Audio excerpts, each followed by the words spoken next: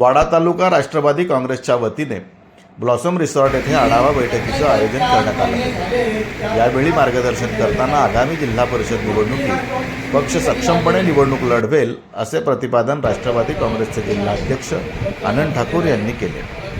दिवंगत नेते अजित पवार यांच्या आकस्मिक निधनानंतर पक्षाची जबाबदारी सुनेत्राताईंनी सक्षमपणे सांभाळली असून त्यांच्या नेतृत्वाखाली पक्ष वाटचाल योग्य रीतीने सुरू आहे।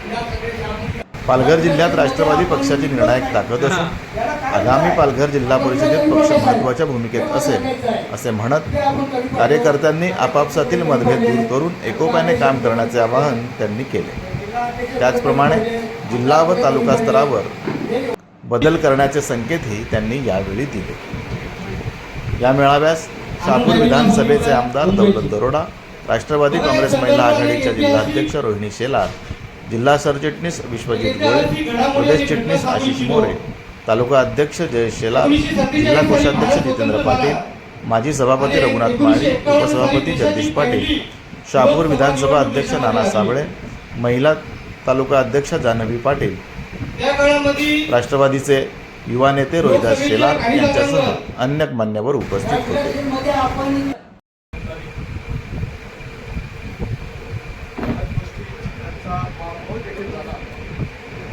मला वाटते आपले कार्यतत्पर आमदार दौलतजी दरोडा यांच्या प्रसंग व्यक्तिमत्वामुळे आणि त्याच्या वक्तृत्वशैलीमुळे ते काही थोडंसं गंभीर वातावरण निर्माण झालं होतं, थोडंसं हलकं झालं।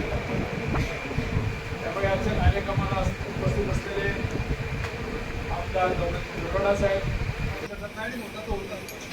तात्पुरतपणे त्या ठिकाणी श्रेय मिळवते, तात्पुरता कोणीतरी पैशाच्या जोरावरती निवडून येते, पण जर त्याच्याबरोबर कार्यकर्त्यांचं संमेलन असेल, संकलन असेल तर त्या ठिकाणी तो पक्ष कधीच मोठा होतो। सुदैवाने वाड्याला तरुणांचा, सुशिक्षित तरुणांचा, कार्यकर्त्यांचा वर्ग दिसतो। त्या ठिकाणी ज्येष्ठ आणि सक्षम कार्यकर्ते, मार्गदर्शक दिसतात आणि अशा परिस्थितीमध्ये काही गोष्टी घडतात संघटनेमध्ये, काही आळस निर्माण होतो, काही त्या ठिकाणी नाराजी निर्माण होते, पण ह्या सगळ्यांवरती मात करायची असते। माणसं तोडून पक्ष मोठा होत नाही, माणसं तोडून पक्ष मोठा होतो। माझं नेहमीच म्हणणं राहिलेलं आहे का विरोधी पक्षाला पुढे त्या ठिकाणी कार्यकर्ता असेल तर त्याच्याशी प्रेमाने वागा, त्यालाही जिंकायचा प्रयत्न करा, कारण शेवटी त्या ठिकाणी पक्ष म्हणून कुठलाही राष्ट्र नाही आहे का तो बाबा भारताचा नागरिक आहे, तो पाकिस्तानचा नागरिक आहे आणि भारताचा नागरिकच मतदान करेल असं नसतं। हे सगळे आपलेच नागरिक आहेत आणि या सर्व नागरिकांना त्या ठिकाणी बाबासाहेबांनी मतदानाचा अधिकार त्या ठिकाणी संविधानातून मिळवून दिलेला आहे। त्यामुळे त्यांचं मत जिंकणं म्हणजे त्याचं मत जिंकणं हे आपल्यासाठी सगळ्यांसाठी गरजेचं आहे आणि हे वाड्याला फारसं काही कठीण आहे असं मला वाटत नाही। मोठा संघ आणि संघ त्या ठिकाणी कार्यकर्त्यांचा काही गोष्टी घडल्या 5 महिन्यामध्ये फारशी चर्चा होऊ शकली नाही। त्यांनी सांगितलं तो बरोबर आहे। आपली मंडळी काय असतं, आज एखाद्या घरातला कर्ता पुरुष गेला तर त्या घरामध्ये ती ऊर्जा पटकन निर्माण होऊ शकत नाही। कालच आपला 27वा वर्धापन दिन झाला। आज पक्ष एवढा मोठा झाला होता आणि दादाने परत त्यांच्या कार्य तत्परतेने, त्यांच्या कर्तव्य दक्षतेने एवढा मोठा तो पक्ष करून दिला होता। पुढचं आणखी भविष्य फार उज्ज्वल होतं। खरं म्हणजे 27 जानेवारीला मी दौलतजी तिकडे मुंबईला गेलो होतो, थोडासा नाराज होतो कारण दादांची मला एक महत्वाच्या विषयावरती बोलायचं होतं आणि 15 दिवस त्याची भेट नाही, कारण ते मुंबईला पण आले नव्हते, कॅबिनेटला पण आले नव्हते किंवा कॅबिनेट झालीच नव्हती मध्ये आणि त्यामुळे मतदारसंघांमध्ये सगळीकडे प्रचाराला ते व्यस्त होते। आपल्याकडे लागलेली नव्हती, पण त्या ठिकाणी जिल्हा परिषद पंचायत समितीच्या निवडणुका लागल्या होत्या आणि दादा त्या पायात भिंगरे घालून सगळीकडे फिरत होते। मी त्यांना भेटलो, म्हटलं दादा असं आहे आणि तुमची भेटच होऊ शकली नाही। त्याने सांगितलं अरे मी 6 फेब्रुवारी पासून 4 दिवस मुंबईतच आहे, बजेटचं काम आहे, अधिवेशनाच्या दृष्टीने ते करावं लागणार आहे, त्यामुळे तेव्हा आपण बाकीच्या गोष्टी आहेत तर बोलू। दुसऱ्या दिवशी सकाळी हे भयानक वृत्त आपल्या सगळ्यांसमोर आलं। अगदी अचानकपणे कधीही म्हणजे एखादा माणूस आजारी असेल, एखादा कुठला आजारपण असेल, आपण ते मनात कुठेतरी शंका असते मनाची, पण अचानक अशा पद्धतीने दादा जाते तर कोणालाही वाटत नव्हतं आणि त्यामुळे सगळेच आपण त्या ठिकाणी डिस्टर्ब झालो। त्यानंतरच्या काळामध्ये संघटनेच्या वरिष्ठ पातळीवरती काही घडामोडी घडल्या, काही चर्चा झाल्या. त्या चर्चेतून वेगवेगळ्या पद्धतीने सगळ्यांनी त्याची कारणमीमांसा केली. आपापल्या पद्धतीने त्या पत्रकारांपासून सगळ्या नेत्यांनी त्याच्याकडे बघितलं. काही लोकांचा रोग होता का राष्ट्रवादीमध्ये बेबनाव कसा निर्माण होईल, आणि तो बेबनाव झाला तर काही लोकांचा फायदा होणार होता, काही लोकांना राष्ट्रवादीचं नुकसान करायचं होतं. अशा सगळ्या गोष्टी होत्या. पण त्या सगळ्या गोष्टीचा मी बोलत जात नाही. परंतु ज्या पद्धतीने, कारण आपल्यालाही आश्चर्य वाटलं, तिसऱ्या दिवशी त्या ठिकाणी आदरणीय सुनेत्रा वहिनी गेल्या आणि त्याने त्या ठिकाणी शपथविधी त्यांचा झाला. आपण सगळे शॉकमध्ये झालो काही काय घडते, पण त्याला तांत्रिक कारणं होती. ही कारणं अशी होती की त्यावेळेला ते घडलं नसतं त्याला फाटे फुटले असते आणि पक्षाला ते परवडणार नव्हतं. आणि म्हणून सुनेत्रा वहिनीने छातीवर दगड ठेवून त्या ठिकाणी त्यांचा शपथविधी करून असो. या सगळ्या गोष्टी मी खोलात जात नाही. मला एवढंच सांगायचं आहे, दादांची चर्चा झाली होती, गडकरी साहेबांची चर्चा झाली होती. त्यावेळेला झिरवळ साहेब आपल्याकडे बघतात म्हणून त्यांच्याशी चर्चा झाली होती. काही गोष्टी संघटनेच्या दृष्टिकोनातून त्यांना बोललो होतो, त्यांनी मान्यही केलं होतं.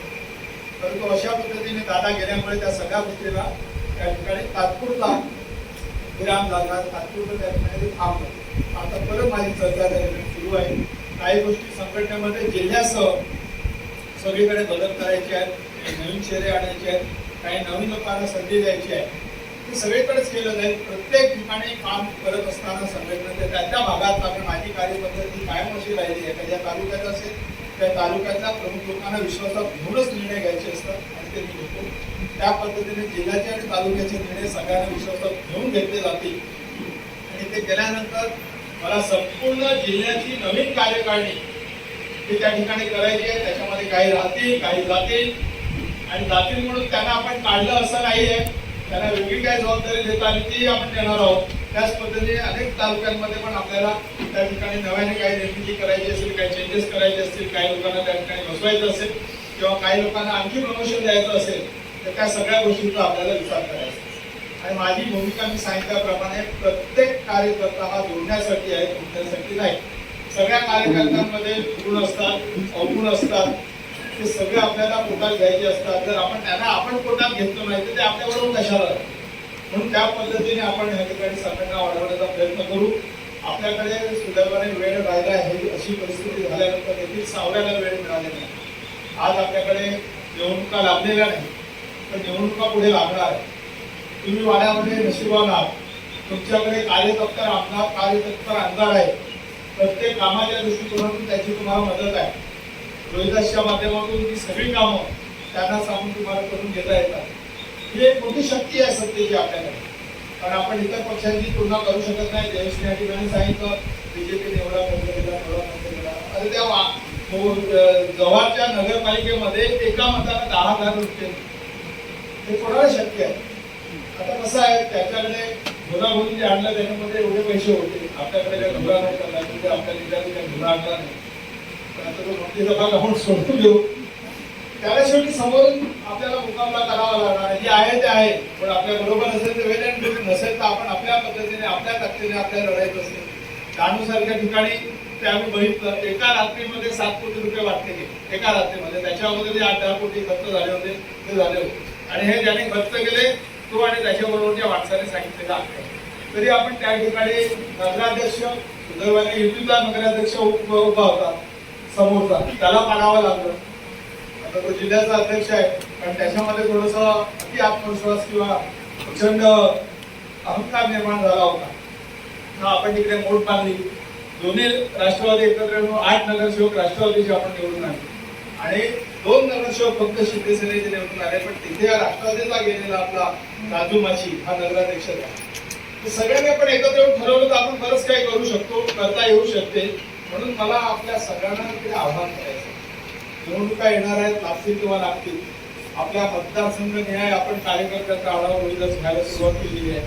कोण उमेदवार कुठे सक्षम आहे, कोणाच्या दृष्टिकोनातून आपल्याला निवडणूक सोपी जाऊ शकते, त्या पद्धतीने सगळी गणितं तुम्ही वरिष्ठ लोकांनी ठरवायची आहे, तुमच्या सर्व प्रमुख कार्यकर्त्यांनी ठरवायची आहे. आणि एकदा ठरल्यानंतर सगळ्यांनी निवडणुकीमध्ये झुकू द्यायचं आहे. जी काय रसद घ्यायची ती येईल, पण त्याही पेक्षा आपण आपली किती कुमत तिकडे लावतो, किती आपण प्रयत्न करतो हे महत्वाचं आहे. शेवटी किती रसद आली आणि आपण जर रस्त्यावरती जाऊन घराघरामध्ये जाऊन काम केलं नाही तर ती रसद लोकांच्या तिजोरीत जाते, ती लोकांकडे जात नाही, त्याचा उपयोग कशाला होत नाही. म्हणून आपण कार्यतत्पर राहिलं पाहिजे, काम केलं पाहिजे आणि ते आपण सगळे करतील. वाड्याबद्दल निश्चितपणे मला खात्री आहे. मला पूर्ण अतिशय ह्या सर्व कार्यकर्त्यांना बघून मी जुन्यापासून अनेक कार्यकर्त्यांना ओळखतो, नवीन सगळे चेहरे दिसतात, तेही सगळे उत्साही आहेत. त्याच्याकडून मला पूर्णपणे खात्री आहे का वाड्याचं तालुक्यातली पंचायत समिती आणि जिल्ह्याच्या ज्या जागा आहेत त्यामध्ये चांगलं यश आपल्याला मिळेल आणि त्याच्यातून आपल्याला पालघर जिल्हा परिषदेमध्ये आपलं एक वर्चस्व निर्माण करता येईल. मी असं कुणासारखं अति आत्मविश्वास सांगणार नाही का पूर्ण आपलं बहुमत येईल, पण आपण असे पॉकेट्स शोधतोय का ज्या ठिकाणी आपले उमेदवार आपण उभे केल्यानंतर ते त्या ठिकाणी निवडून येऊ शकतात. तिथे आपल्याला ताकद लावायची आहे, सगळ्या ठिकाणी ताकद लावायची. पण मला असे वाईट अनुभव आले. मागे एकदा पालघरमध्ये निवडणुकीमध्ये एवढे सगळ्यात जास्त जागा पालघरमध्ये आहेत आणि तिथल्या कार्यकर्त्याने सगळे उमेदवार उभे करायचा त्या ठिकाणी चर्मा मांडला आणि उमेदवार उभे केल्यानंतर सगळी रसद तिकडे संपली, पण आपल्या हाताला काही झालं नाही. तर तसं नाही, जिथे आपली ताकद आहे, जिथे तो कार्यकर्ता सक्षम आहे त्या कार्यकर्त्याला आपण ताकद द्यायची, त्याच्याबरोबर सगळ्यांनी मदत करायची. सगळीकडे धावण्यापेक्षा जिथे आपल्याला शक्यता आहे तिथेच आपण धावूया आणि ह्या जिल्हा परिषदेमध्ये आपल्याशिवाय कोणाचाही त्या ठिकाणी सत्ता येणार नाही हे वातावरण निश्चित करूया, एवढी अपेक्षा व्यक्त करतो. आपल्या सगळ्यांना धन्यवाद देतो आणि स्वर्गीय अजितदादांच्या स्मृतीला वंदन करतो आणि सुनेत्रा वहिनींच्या त्या ठिकाणी त्यांनी दाखवलेल्या हिमतीला सलाम करून इथेच थांबतो. जय हिंद.